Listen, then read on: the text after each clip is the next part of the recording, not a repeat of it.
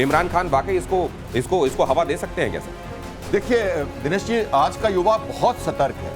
हम समझते हैं ना, जैसे मैं बात करूं, जैसे जब बरसात होती है ना तो ह्यूमिडिटी चाहिए, ये इतना टेम्परेचर चाहिए और एक ट्रिगर एक्शन होता है जिसको प्रेसिपिटेशन कहते हैं। मैं पायलट मौसम विभाग की बात कर रहा हूं। तो प्रेसिपिटेशन जो ट्रिगर एक्शन हम सभी समझते नहीं थे कि मैं कैसे घबराऊं कि ट्रिगर एक्शन कब होगा, कब जबरदस्त थंडरस्टॉर्म आ जाएगा। तो ये ट्रिगर एक्शन होता है। पाकिस्तान के लोग तो खड़े हो चुके थे, मगर वहां का जो डीप स्टेट है इतना सातिर है। यदि आप ISI को लें या आर्मी को लें, वो सातिराना है। उनका बहुत बड़ा तजुर्बा है कि कैसे सप्रेस किया जाता है। मगर जो सिविल वार की जो चिंगारी उठी है ना, ऐसा कभी नहीं उठा था। फिर से मैं 9 मई की याद दिलाता हूं, जो पिछले साल आपने देखा था, ऐसा कभी पाकिस्तान में हुआ ही नहीं। उसको सप्रेस करके रखा गया है और बहुत बड़ा तबका है पाकिस्तान की फौज का, वो भी उनके अगेंस्ट में है। क्या कारण है कि वो चिंगारी भड़क नहीं रही है? ऑपरेशन सिंदूर हो गया, मुझे तो ऐसा लगता था कि उसके बाद भी कहीं ना कहीं होगा, मगर अभी चिंगारी नेपाल से वहां पहुंची है। लोग देख रहे हैं कि फ्रांस में क्या हो रहा है। पूरी यदि आप लेंगे, श्रीलंका में क्या हुआ था, इस सेम चाइना का जो उन्होंने हमन टोटा में भेज दिया था, जो वहां के राजपक्ष लोग थे, दोनों भाई, और किस तरह से उनको वो चीज डिफरेंट थी। लोग ये कहते हैं कि किसी ने कर दिया, डीप स्टेट। उस समय श्रीलंका को और नेपाल एब्सोल्युटली एक, बांग्लादेश डिफरेंट है, मगर पाकिस्तान में ये हो सकता है और कभी भी हो सकता है।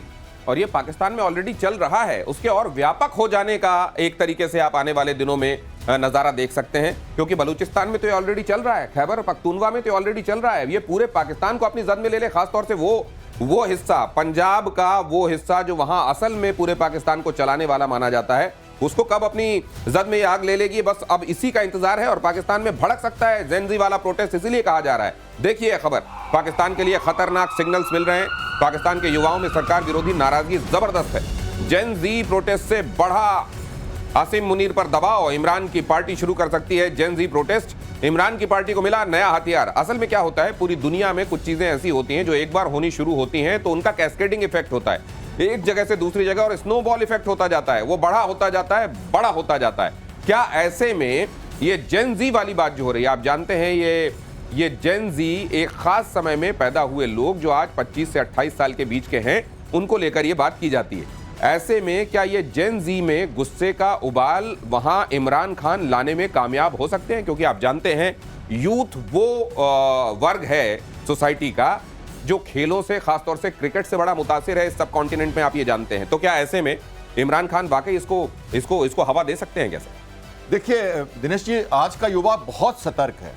हम समझते हैं ना, जैसे मैं बात करूं, जैसे जब बरसात होती है ना तो ह्यूमिडिटी चाहिए, ये इतना टेम्परेचर चाहिए और एक ट्रिगर एक्शन होता है जिसको प्रेसिपिटेशन कहते हैं। मैं पायलट मौसम विभाग की बात कर रहा हूं। तो प्रेसिपिटेशन जो ट्रिगर एक्शन हम सभी समझते नहीं थे कि मैं कैसे घबराऊं कि ट्रिगर एक्शन कब होगा, कब जबरदस्त थंडरस्टॉर्म आ जाएगा। तो ये ट्रिगर एक्शन होता है और ये बहुत दिन से दबा रहता है। ह्यूमिडिटी बन जाती है, मौसम बन जाता है, हवा का रुख भी बन जाता है, वो ट्रिगर एक्शन होता है। अब ये बांग्लादेश में हुआ, फ्रांस में हो रहा है, आप नेपाल में देख रहे हो, और ये ट्रिगर एक्शन, क्योंकि जनता तो सताई हुई है। नहीं सर, लेकिन हम तो ये पाकिस्तान में बहुत दिन पहले, आपको MQM याद होगा सर, किस तरीके से मौलाना ने पूरा ब्रिगेड निकाला, पूरा मार्च निकाला था और पूरा पाकिस्तान एक तरीके से लग रहा था कि उनके साथ आ रहा है, लेकिन बड़ी बड़ी चतुराई से उसको दबा दिया गया था। तो क्या ये चतुराई एक बार फिर कामयाब होगी या इस बार तो ये विद्रोह होकर रहेगा? देखिए, जो MQM की बात करते हैं, फजलुर रहमान वाली बातें, उस समय भी ऐसा लगता था कि कुछ ना कुछ हो जाएगा। पाकिस्तान के अंदर से जितने यूट्यूबर्स हैं, इवन आप देखते होंगे, आप मीडिया के लोग हैं, वहां से भी मीडिया के लोग जो यूट्यूब बना के डालते थे, और जिस तरह से भारत का वो दिख रहे हैं एग्जाम्पल ये हो रहा है। इवन ओल्ड पीपल जो हैं पाकिस्तान के अंदर में, उनकी एक ये है कि एग्जाम्पल देखते हैं भारत कि भारत इतनी आगे ऊपर चला गया, हम पीछे रह गए।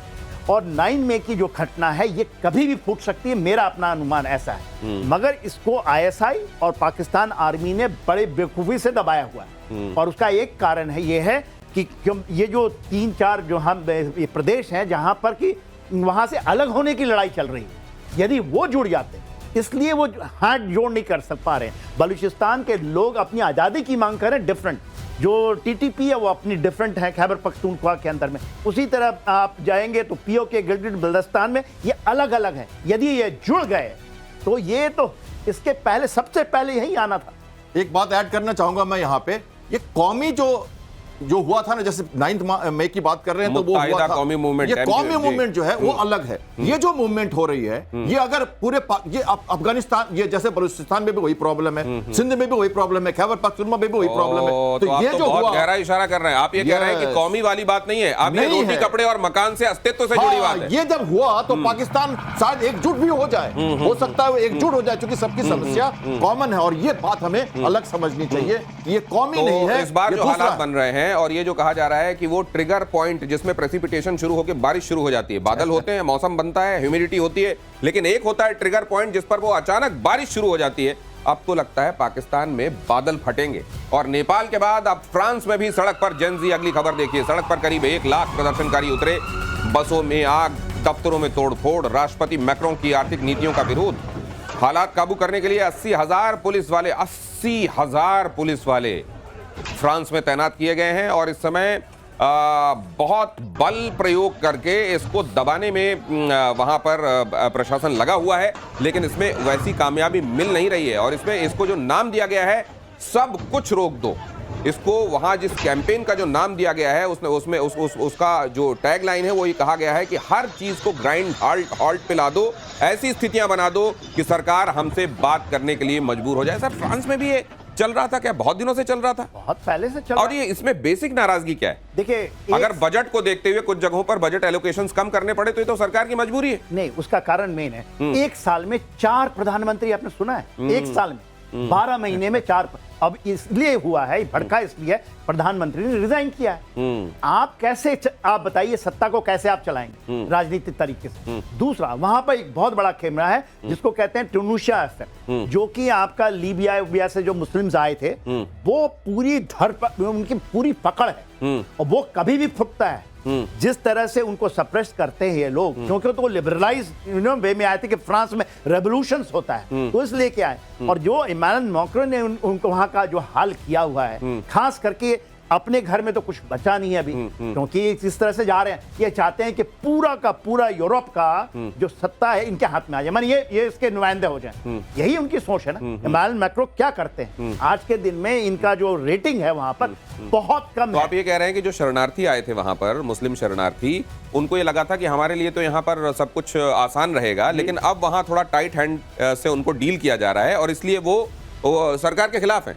वो टाइट हैंड से डील नहीं कर पा रहे हैं ना। अच्छा, वहां के लोगों के अंदर में जो है, फ्रांस के लोगों में और जो ये कम्युनिटी के अंदर में जितने बार भी हुआ है, इन दोनों के बीच में होता है। अच्छा, वो तो इतने छूटे हुए हैं कि कुछ भी कर सकते हैं। हाँ। तो यहाँ पर जो मुस्लिम ब्रदरहुड की बात होती है फ्रांस के अंदर में, हाँ। वो तो लोग रोकना चाहते थे, मगर रुका नहीं। वहां पर तो रोकना चाहते थे,